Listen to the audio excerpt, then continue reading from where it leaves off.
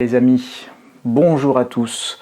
Eh bien écoutez, en 2022, nous autofoquons l'autofocus parce qu'il n'y a pas de raison de perdre les bonnes vieilles habitudes et je vous retrouve avec un immense plaisir et une grande joie non dissimulée pour cette nouvelle année, pour ce JT du Grenier réalisé sans montage, sans trucage et en direct, mais en différé, c'est-à-dire quand vous regarderez cette émission. Allez, je fais mon apparition, normalement tout est réglé. Coucou les amis, eh bien écoutez, encore une fois, très heureux de vous retrouver. Une excellente année 2022, c'est ce que je vous souhaite. Je vous souhaite une excellente année 2022 avec une mention particulière évidemment pour la santé. Excusez ma voix enrhumée, mon nez plein et puis mon retard puisque nous sommes déjà le 16 janvier, mais nous avons été covidés avec un beau cluster familial à partir de Noël. Voilà, donc le réveillon de Noël qui s'est transformé en cluster familial. Merci les autotests qui sonnent rouges, mais avec 4 ou 5 jours de retard après les premiers symptômes. Et donc du coup, eh ben, écoutez, on s'est tous fait avoir par le Covid, vaccinés, non vaccinés, tous égaux face à la maladie ou presque, et donc nous avons tous été malades, voilà, donc ça s'est plutôt bien passé, touchons du bois. Donc une grande pensée à tous ceux pour qui ça se passe pas aussi bien, et évidemment une mention toute particulière pour la santé de chacun et de chacune de vous. Alors regardez, 2022 justement, on va se poser une question qui est un peu sur toutes les lèvres et avec une intuition. Où évidemment, la fin de la crise sanitaire, ça pourrait bien être le début de la crise financière.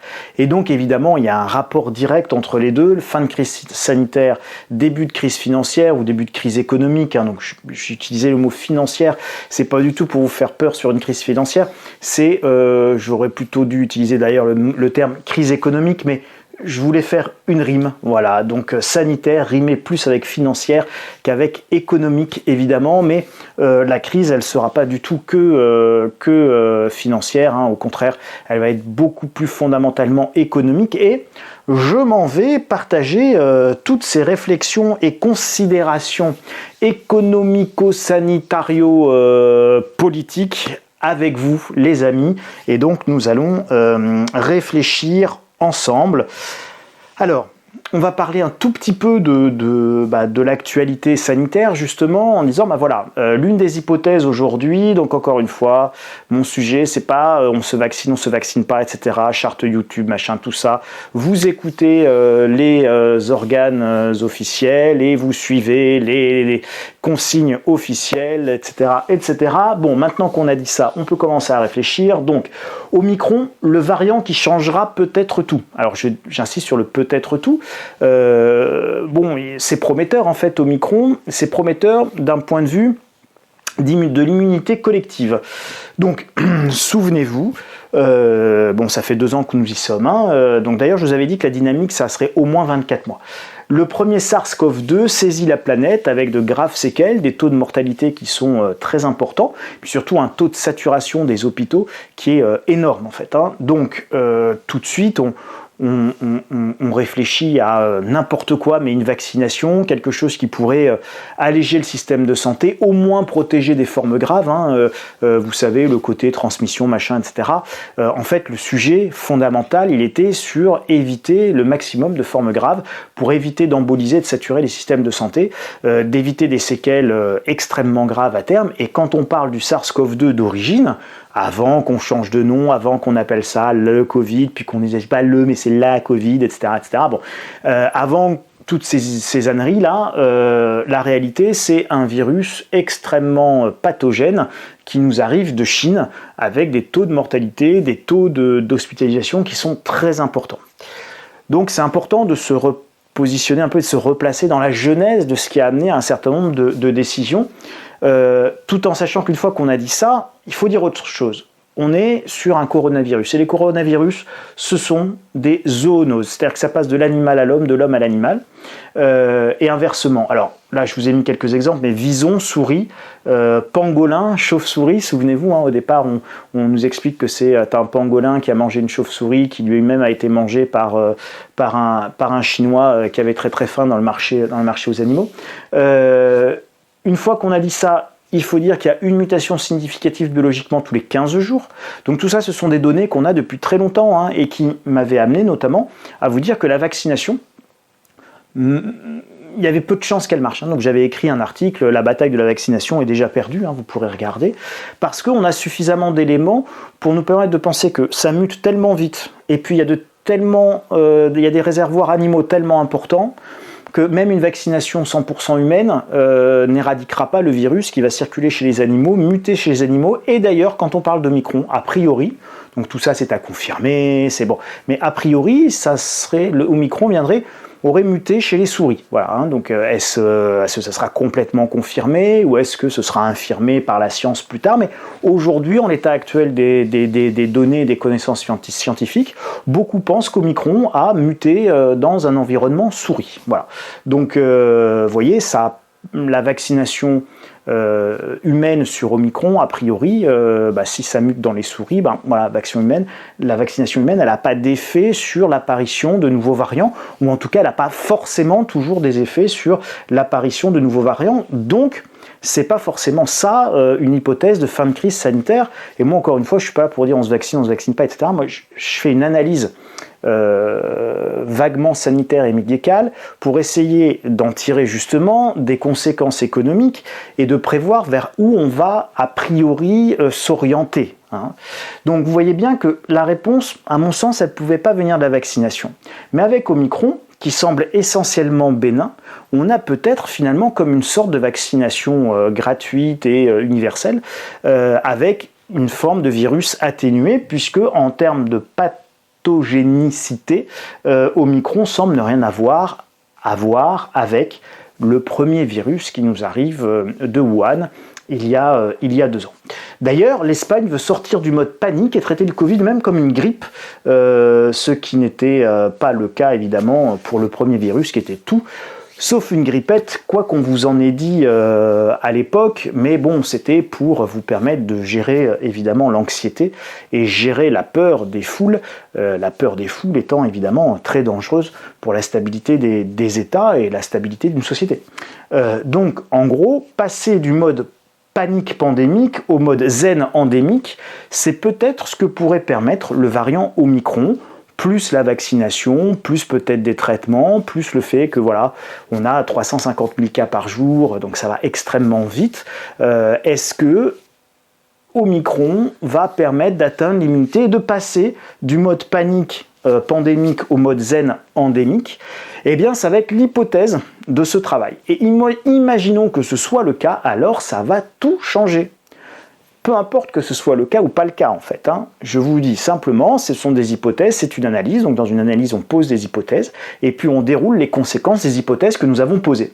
Donc imaginons que ça nous permette de passer à un mode zen endémique, eh bien ça serait la fin de crise sanitaire. Et la fin de la crise sanitaire, ce serait quoi? Ce serait évidemment la fin des aides économiques massives. Si on gère le Covid comme de la grippe, bon, vous faites pas des confinements, vous faites pas du quoi qu'il en coûte, vous payez pas les entreprises, vous payez pas les gens à 100% de leur salaire en restant chez eux, vous payez plus le chômage partiel, etc., etc. Donc, si on traite, comme le dit l'Espagne, un sistema para vigilar la Covid como la gripe común, donc un système de surveillance du Covid comme calqué sur celui de la grippe commune, d'accord? Donc ça, c'est un article d'El País, donc on ne peut plus officiel. Donc voilà, l'Espagne veut s'orienter finalement vers une sortie de crise en disant voilà, on va pas continuer comme ça 20 ans, hein, à se confiner, à s'enfermer, à pas vivre. Bon, donc on va vivre avec le Covid comme si c'était une grippe parce que Omicron n'est pas aussi dangereux. Alors est-ce que ça veut dire que le prochain variant sera plus dangereux, moins dangereux? En fait, personne n'en sait rien. L'hypothèse ici, qui est posée y compris par les autorités espagnoles, c'est-à-dire que Omicron va donner finalement une couverture relativement assez large, va permettre aux gens de faire plutôt des formes bénignes, même si on a un variant un petit peu plus agressif, et que finalement, ma foi, peut-être que tout va bien se passer et qu'on va pouvoir évidemment sortir, encore une fois, de cette panique pandémique. La fin du monde, c'est pas du monde, c'est la fin du mode, panique, c'est économiquement le retour vers des règles économiques plus classiques. Et donc, l'argent, évidemment, va moins couler à flot. Alors, Je vais vous parler de cette matrice du système financier à décembre 2021. C'est la Banque de France, c'est dans un dossier de la Banque de France sur les risques du système financier, c'est à la page 7. Vous pouvez aller le voir. Alors c'est très intéressant, donc là vous avez des risques en hausse, donc avec rouge, donc risque très élevé, orange, risque moins élevé, mais qui est en train d'augmenter. Alors c'est très intéressant, je ne sais pas si vous voyez bien, donc je vais vous le lire. Valorisation de marché élevée, valorisation élevée du prix des actifs financiers risqués, dépendance de la valorisation des marchés actions à l'environnement de taux bas et évolution différenciée de l'immobilier résidentiel pouvant amener à des poches localisées de surévaluation. Donc en gros, la Banque de France dit attention, on est en pleine bulle des actifs financiers, notamment boursiers, et on est en pleine bulle immobilière sur certains marchés. Donc rouge, évaluation du risque extrêmement élevée. Et conséquences macro-financières de l'endettement pour la Banque de France. Les risques montent. La Banque de France, dans ce papier, elle dit absolument tout. Voilà. Et dans ce tableau, elle résume tout. C'est très intéressant à lire parce que c'est très significatif. Et je suis parfaitement d'accord avec cette analyse de la Banque de France. Impact des anticipations d'inflation sur les taux d'intérêt, sur les spreads, c'est un peu technique, on s'en fiche, c'est pas bien grave. Dette brute élevée des entreprises, hétérogénéité des situations de trésorerie, donc évidemment, là, on évoque en filigrane une situation qui va être tendue sur la trésorerie de certaines entreprises. L'impact des anticipations d'inflation sur les taux d'intérêt, sur les spreads, c'est en fait la différence de taux d'emprunt pour les différents pays. Et donc le spread, c'est un mot technique, encore une fois très simple, pour parler d'un écart de taux. D'accord ? Donc spread égale écart de taux. Le spread entre la France et l'Italie, si la France emprunte à 0,20 et que l'Italie emprunte à 1,20, eh ben le spread, c'est 1. Voilà, c'est l'écart de taux. Vous voyez, l'économie toujours extrêmement simple, des mots très compliqués, mais qui en réalité se traduisent de manière extrêmement simple. Donc écart de taux. Et donc, les écarts de taux entre les différents pays, notamment de la zone euro, sont en train de commencer à diverger légèrement et ça ne va pas s'arranger. Justement, les ratios de dette publique élevés et divergents au sein de la zone euro. Et ça, c'est un vrai sujet que nous allons détailler. Et c'est là les facteurs de risque principaux de crise économique et donc financière, une fois qu'on va sortir du mode panique pandémique et donc des aides majeures. Alors, les facteurs de risque de crise économique pour 2022, ils sont là, ils sont au nombre de 4. Tant que dure la crise sanitaire, dure le quoi qu'il en coûte. Excusez-moi.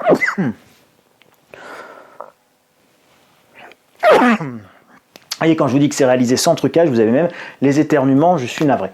Au moins, j'ai fait le geste barrière, j'ai pas mis mon masque, parce que je suis pas directement avec vous, il y a un écran interposé, donc je pense que vous me pardonnerez de ne pas être masqué. Le mode panique économique pandémique permet de solvabiliser tout le monde et d'éviter tous les risques de faillite. Les taux sont à zéro ou négatifs, donc l'argent coule à flot. Et enfin, confiné chez vous mais payé, société fermée, mais CA remboursé, etc. Donc ce miracle économique n'est possible qu'avec un recours massif à l'endettement et au rachat de dettes par les banques centrales, c'est-à-dire la création monétaire. Donc nous, les États, on dépense, d'accord ? Donc Bruno Le Maire, il fait son quoi qu'il en coûte, il arrose tout le monde, il donne des sous à tout le monde. Puis une fois qu'il a donné des sous à tout le monde, il faut de l'endettement, donc il faut aller chercher de la ressource. C'est-à-dire qu'il a dépensé de l'argent qu'il n'avait pas, donc qui c'est qui paye ? C'est la Banque Centrale Européenne. On émet un titre de dette appelé obligation d'État, je te dois. Et donc on dit à la Banque Centrale Européenne, je te dois 200 milliards d'euros, et la Banque Centrale Européenne nous donne 200 milliards d'euros pour boucler nos fins de mois. Et donc, toutes les bonnes choses ont une fin, et quand ces bonnes choses ont une fin, cela pose des problèmes. Donc les facteurs de risque, qui sont là, excusez-moi.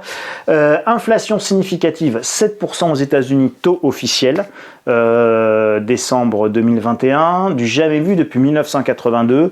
1982, c'était la lutte contre l'inflation aux États-Unis. L'inflation est cassée, elle était à 15%, et donc elle est cassée par des taux d'intérêt qui montent à 20%, 25%. Alors vous imaginez aujourd'hui, avec le taux d'endettement que nous avons, si nous mettons des taux à 20% pour casser et juguler l'inflation, autant vous dire que le système saute dans la seconde. Donc ça, on a un facteur de risque de crise économique majeur avec cette histoire d'inflation comment on va pouvoir lutter contre l'inflation sans les taux, mais avec un peu les taux, mais sans les taux, parce que si on monte trop les taux, tout le monde est en faillite, vu que tout le monde est surendetté, on va le voir après. L'argent qui n'a plus de prix et l'absence de rémunération de l'épargne qui pousse les investisseurs évidemment vers des classes d'actifs type bourse, crypto-monnaie, immobilier, en créant des bulles. Et bah oui, quand votre livret A, il rapporte 1%, maintenant il va rapporter 1%, il a été augmenté, donc il passe de 0,5 à 1, mais que vous avez une inflation à 7%, bah vous perdez 6%, donc autant dire que votre argent, vous n'avez pas du tout intérêt à le garder sur livret A, donc qu'est-ce que vous faites? Vous achetez tout et n'importe quoi, sauf du cash que vous gardez à la banque quand vous avez beaucoup d'argent. Et enfin, un endettement des États qui est déjà hors de contrôle. Je vais vous montrer quelques images. Donc un ratio de dette publique élevée et divergent au sein de la zone euro. Ça, c'est très important. On va revivre peut-être une crise comme dans les années 2010-2011 avec les inquiétudes d'explosion de la zone euro, des valorisations élevées du prix des actifs financiers risqués, la dépendance de la valorisation des marchés actions à l'environnement des taux bas. Dès que les taux d'intérêt vont augmenter, que va-t-il se passer les amis? Eh bien tout simplement les actions vont s'effondrer, puisque si les taux augmentent à 5 ou 6% sur des marchés actions très élevés, vous n'avez pas intérêt à aller chercher du risque, vous allez chercher du rendement de 5, 6, 7%. Faillite des entreprises et hausse du chômage. Donc c'est ça les choses qu'on va risquer de voir en 2022 si 2022 est la fin de la sortie et la fin de la crise sanitaire, par exemple grâce à l'hypothèse Omicron.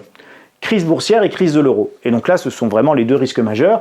Si crise boursière, si remontée des taux significatifs, et crise de l'euro, car crise politique sur les moyens de retourner vers une convergence économique. Vous allez voir que la situation de la France, de l'Italie par rapport à celle de l'Allemagne, de l'Autriche ou des Pays-Bas, ça n'a rien à voir, quoi. C'est juste pas pareil en fait. Donc qui va payer comment, qui va rembourser comment, comment, à quel rythme, etc. Donc le problème majeur de 2022, si nous avons une sortie de crise sanitaire, ce sera de refaire converger notamment les économies européennes et de la zone euro qui sont devenues complètement divergentes à l'occasion de cette crise. Alors regardez, là ici c'est les critères de Maastricht avec 60%, la ligne rouge ici, donc mon bras il est à peu près là, voilà, 60% de dette sur PIB. Alors ceux qui sont à plus de 200, ce sont les Grecs. Les Italiens, ils sont à 157% du PIB, le Portugal à 130, la France à 120. Et puis, évidemment, de l'autre côté, donc vous avez là ou là, d'accord? Eh bien, vous avez l'Allemagne qui est à 70%, 60% pour les Pays-Bas, 80% pour l'Autriche. Donc, c'est du simple double, en fait, les taux d'endettement, d'accord? Donc les taux d'endettement entre les pays qu'on qualifie de l'axe germanique qui font attention à leurs finances et puis les taux d'endettement des pays du Sud, dont la France fait partie, vous voyez, voilà, nous on est là et puis les autres ils sont là. Et c'est pas pareil. Il va falloir faire converger tout ça sur 60% de dette sur PIB ou pas.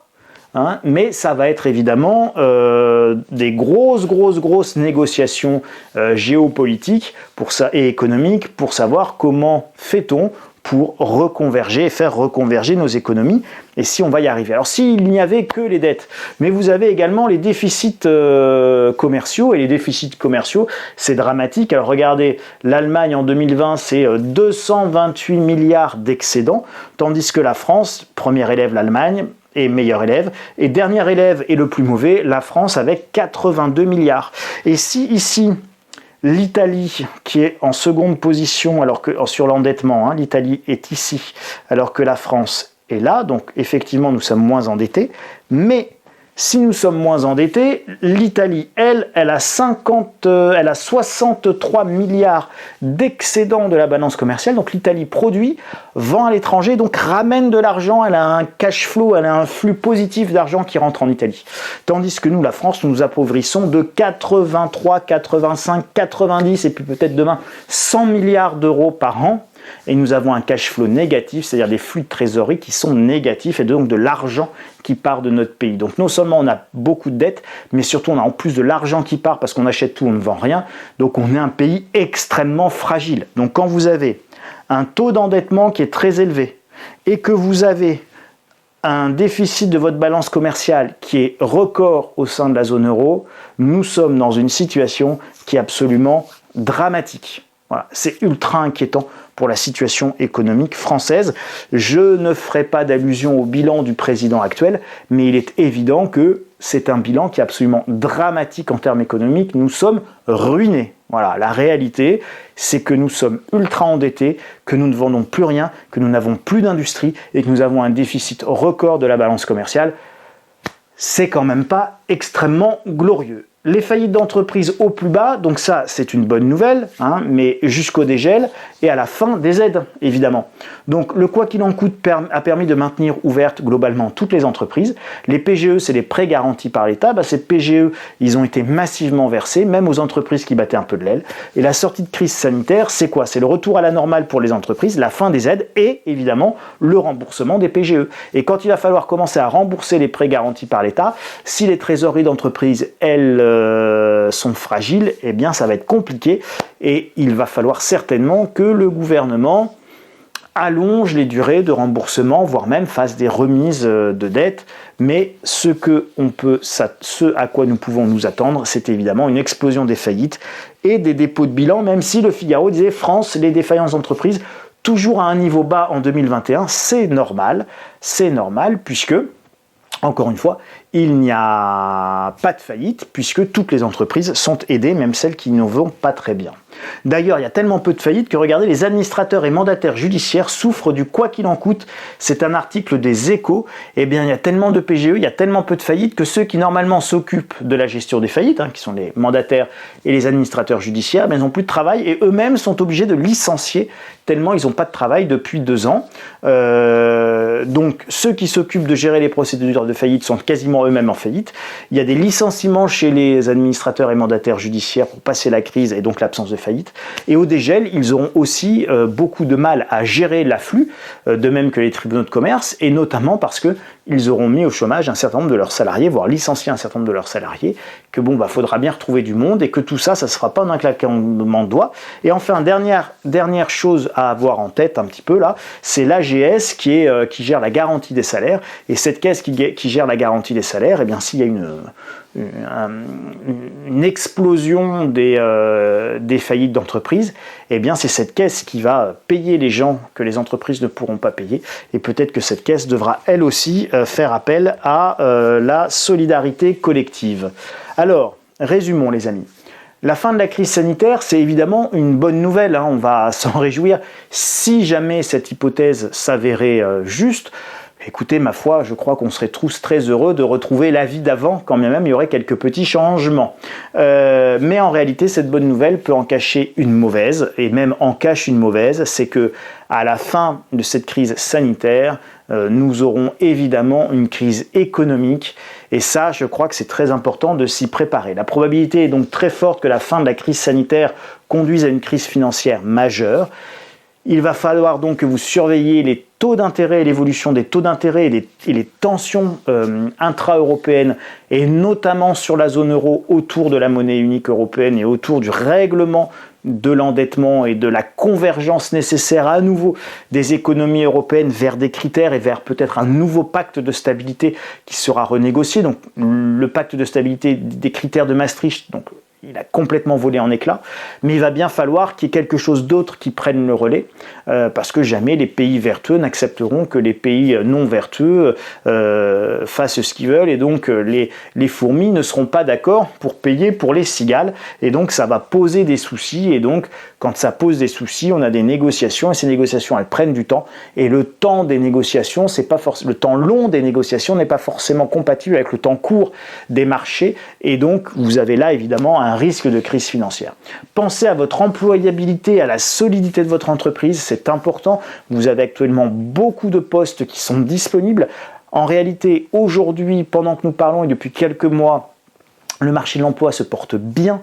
Et si vous avez un boulot à trouver ou un boulot dont vous souhaitez partir pour en changer, eh bien c'est le moment, et n'hésitez pas, parce que au dégel, ça risque les portes de se refermer, et donc on risque d'avoir un problème évidemment important de chômage, puisque si beaucoup d'entreprises font faillite, il y aura beaucoup de chômeurs, il y aura beaucoup moins de création d'emplois, il y aura beaucoup plus de tensions sur le marché de l'emploi, beaucoup moins de boulot, et je vous rappelle que les règles d'indemnisation au chômage en plus ont été revues. Donc voilà, pensez vraiment à votre employabilité, menez des réflexions là-dessus. N'hésitez pas, bon, vous avez la lettre stratégie pour vous aider pour ceux qui veulent aller plus loin, mais même si vous ne vous abonnez pas à la lettre stratégie, ça ne vous exonère pas d'avoir une vraie réflexion autour de votre employabilité, de votre carrière, de votre boulot, de vos compétences, c'est important. Vous avez des outils, les CPF, etc. Donc voilà, faut que vous ayez en bonne résolution 2022 l'objectif de penser et de structurer votre employabilité pour mieux gérer les 2-3 années qui viennent. Et évidemment, enfin, soyez prudents sur vos actions en bourse notamment. Si jamais vous voulez acheter des actions actuellement, et c'est très élevé, c'est très cher, on a un tournant de politique monétaire, on va peut-être sortir de la crise sanitaire et du quoi qu'il en coûte, donc attention. On a effectivement un risque important de crise sanitaire et de krach boursier, donc c'est pas maintenant qu'il faut arriver avec les 100 000 euros qu'on vient d'hériter pour les mettre sur une seule action qui pourrait perdre 60% de sa valeur si c'est pas la bonne. Donc prudence, diversifier, acheter progressivement, bref, tout ça, que du bon sens. Soyez prudents sur tous les actifs hautement valorisés. Et puis restez à l'écoute et abonnez-vous. Voilà. Écoutez, merci pour votre attention. C'était donc la première vidéo de cette nouvelle année 2022. Fin de crise sanitaire, début de crise financière, ça va être une thématique qu'on va évidemment développer. N'hésitez pas à me mettre un gros toit de schtroumpf bleu si vous avez aimé cette vidéo, à la partager, à faire connaître cette chaîne Le Grenier de l'Écho autour de vous. N'hésitez pas à vous inscrire gratuitement sur le site insolentiae.com à la lettre d'information quotidienne qui est gratuite. Et puis pour ceux qui veulent soutenir et le site et la chaîne, eh bien n'hésitez pas insolentiae.com/boutique pour vous abonner à la lettre stratégie. Voilà les amis, eh bien écoutez, un immense merci à vous pour votre attention. Prenez bien soin de vous, soyez très prudents. Omicron, c'est peut-être bénin, mais ça met bien malade. Ça fait beaucoup éternuer, tousser, moucher. Et puis ça vous fatigue pas mal. Donc prenez bien soin de vous, prenez surtout encore plus soin des gens les plus fragiles autour de nous. Et puis on se retrouve la semaine prochaine. Merci les amis, merci beaucoup. Je vous souhaite une très belle semaine, une très belle soirée pour ceux qui regarderont cette vidéo ce soir. Et puis je vous dis à la semaine prochaine. Merci les amis.